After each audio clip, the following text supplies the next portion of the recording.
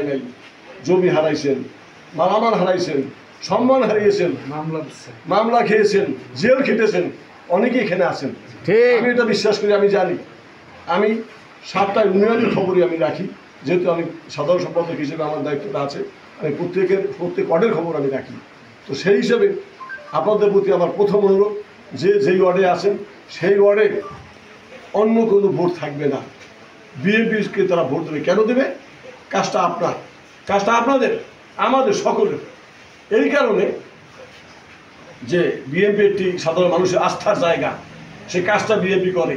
BNP সন্ত্রাসবাদী কোনো দল নয়।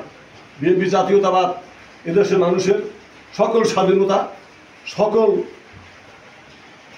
আশ্রয়স্থল এই দলটা। আমি মনে করি আপনারা যেই জায়গায় আপনি নেতা ছোট হন, বড় হন, আপনার পাশে যদি জনগণ না থাকে, আপনার পদের কোনো মূল্য নাই।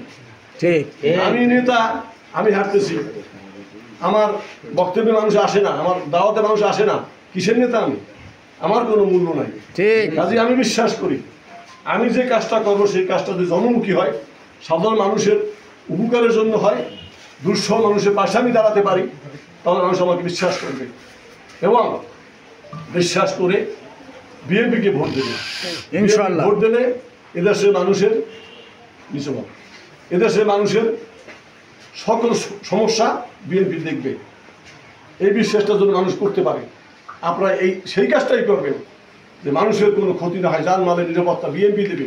আপনার অতন্ত্র প্রহরী হিসেবে কাজ করবেন বিএনপি। কারণ বিএনপি সন্ত্রাসবাদী দল না, মানুষের আস্থাস্থল এই দল। মানুষ যদি আস্থা রাখতে পারে না বিএনপির কাছে গেলে, বিএনপিকে ভোট দিলে, বিএনপি সরকার গঠন করলে এদেশের মানুষের শান্তি হবে।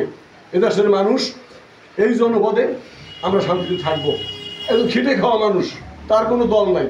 এখন এমন কিছু মানুষ গ্রাম বাংলায় আছে আমাদের, যারা রাজনীতি বুঝে না।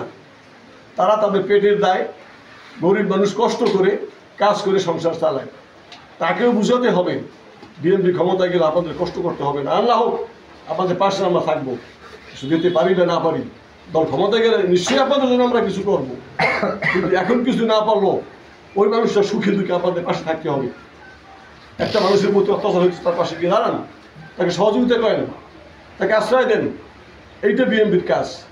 জনাব এ.বি.এ মোশাররফ হোসেন ভাইয়ের বক্তব্য কিন্তু এটাই আপনাদের মাথায় রাখতে হবে যে আমাদের নেতা কী চায়। আপনারা এখানে অনেক লোক আছেন, শত শত লোক আছেন। আজকে আমার মনে হয় হাজারাধিক লোক আসছেন আপনারা মঞ্চ থেকে, বিভিন্ন এলাকা থেকে।